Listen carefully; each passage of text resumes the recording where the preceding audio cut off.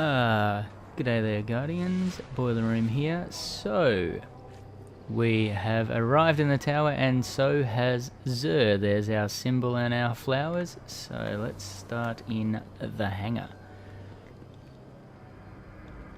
Let's see what he's brought for us today. Oh yeah, there's a few names around the corner there, so I'm guessing he's just here on the right. And there he is. Nice Tanix cloak, dude. Alright, we have the Helmet Legacy Engram, the Immolation Fists for Titans with an 81. Terrible, absolute garbage stats. But if you like a Sunbreaker, Explosive Pyre can be useful. It gives you that bigger explosions for the hammers, and chains fiery damage. Nothing much to see there though in other for the other nodes. Crest of Alpha Lupi for the Hunter at a 138. That's 9 points down on max stats, so not great. It's barely even average, but this is the one that gives you quick res for the Hunters and also generates an additional orb for supers. So if you're doing an orb challenge or something like that, usually you would need to wear the crest to generate the required number of orbs, just because. But scout rifle and sidearm ammo, you know, it is what it is. It's not a great stat chest piece, but it's the Crest of Alpha Lupi. If you're after that, then grab it. For the Warlocks, Void Fang Vestments at not a bad one. That one's only 4 points off of max stats. So we're talking 143 out of 147, and it's in the strength area that we're lacking. 6186 is max for a particular stat class. If you're not familiar with Void Fang Vestments, it gives you, for the Void Walker, an extra Axion Bolt grenade, and also gives it a bit more of the tracking. And you also spawn with full grenade energy, as it says there, so that's not a bad one. If I were looking at any of these, this one's certainly up there. It's a 12 tier build, just on the cusp of 12 tier build, but it's certainly worth grabbing. If you don't have it and you like running Axion Bolts on Void Walkers, I'm sure we'll start seeing plenty of those in the Crucible this week. Shotgun ammo and hand cannon ammo, so increases the amount that you can carry for either of those. Void Burn and Void Armor. Naturally, if it's a Void Walker, you definitely want Void Armor. So this is certainly a good one to grab, and of course you've got the Discipline node because it's a grenade-oriented exotic piece, but you've also got the Strength node, which gives you that lifesteal or, well, energy drain melee, but you could put Soul Rip or something like that, or lifesteal on there, and increase your strength. Patience and Time is the exotic weapon for the week. If you're not familiar with Patience and Time, this can make you invisible when you aim down sights. Here is the Patience and Time node. You gain active camouflage. Thank you, Halo, while aiming down sights. So as long as you're holding the left trigger, or L2 if you're on PlayStation, after a couple of seconds you go invisible, and as long as you're holding that and aiming down sights, you will remain invisible as long as you are doing so. That is not a bad weapon. I liked this in year one. Obviously you can see it's a higher rate of fire, lower impact sniper rifle, but I still found it to be quite effective, and I have actually been killed remarkably enough by quite a few people in the Crucible with this weapon by aiming down sights, and when you quickly scan to see if you can see any enemies, you don't actually see them because they're invis. Custom optics or fitted stock for extra stability, but I prefer Field Scout so that you can increase your ammo capacity. And of course, Third Eye. What a sensational perk for a special weapon. So you have your radar that remains active and you are invisible, and then of course you've got aggressive ballistics, CQB ballistics, which is Oh, what's the best one? Field choke. Yeah, probably. Well, you might go aggressive ballistics if you really don't need the range and stability, or field choke.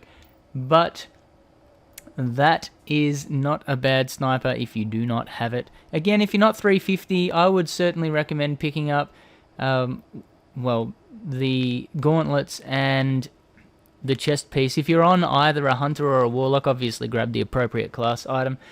The appropriate class chest piece.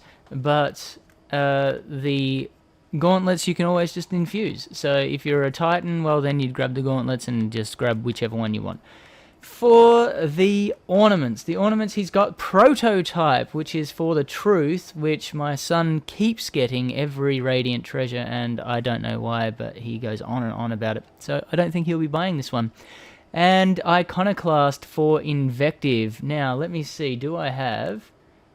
Oh, wow, seriously? Oh, I think, yeah, I've got Invective. There we go. So, Iconoclast... Nope, this one.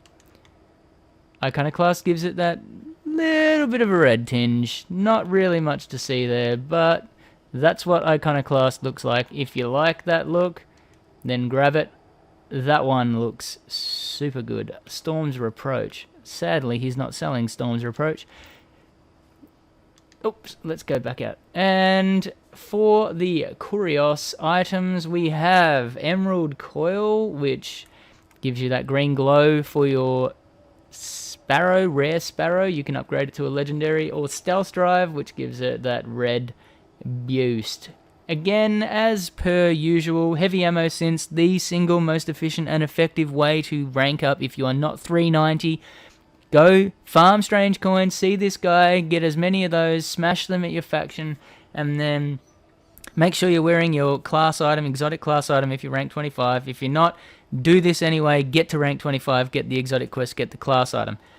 31 strange coins with the class item, or 34 strange coins without, will get you enough heavy ammo synths to rank up your faction once from scratch. So do that. Make sure when you do rank up that you switch back to your highest light if your exotic armor is not at your highest light, and pick up the faction package, switch back and rank up again. Rinse and repeat. For those people who are 390 or above, 3 of coins to farm those exotic engrams, things like Iron Tomb, Black Garden, Regicide, so on and so forth, they will all be effective methods of farming exotic engrams. Iron Tomb is particularly effective. And then you've got glass needles. If you don't know what glass needles do, quick demonstration. Twist Fate node on any armor piece, exotic armor piece. You can use this glass needles consumable item, and that will change these perks randomly and these stats randomly. You can burn through glass needles like there is no tomorrow, but it's material, not a consumable, but still consumable.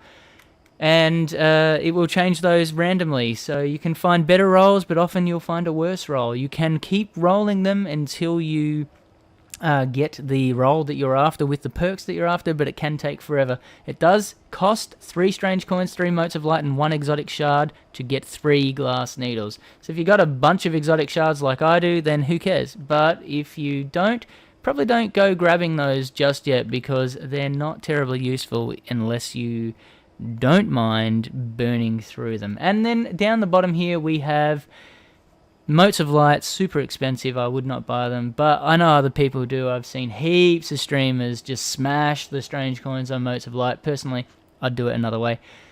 But that is what Xur has. He has the Legacy Helmet, the Immolation Fist for the Titan, Crest of Alpha Lupi for the Hunter, Void Fang Vestments for the Warlock, and Patience and Time. Again, he has the Prototype and the Iconoclast weapon ornaments, and he is in the hangar down by, well, the bottom of the stairs here, just overlooking the hangar bay. So come into the hangar, drop down the stairs, hangar right, and hello Xur. Hope you got something out of this video, Guardians. I really hope you did. If you did, please hit the thumbs up, like the video. Don't forget to subscribe to my channel if you don't already subscribe. Please tell your friends. I could use all the support that I can get. And you can catch me on Twitter, on Instagram, and sometimes on Twitch. BoylerRoom81 up on the right-hand side there. And thanks for watching. I'll see you next time.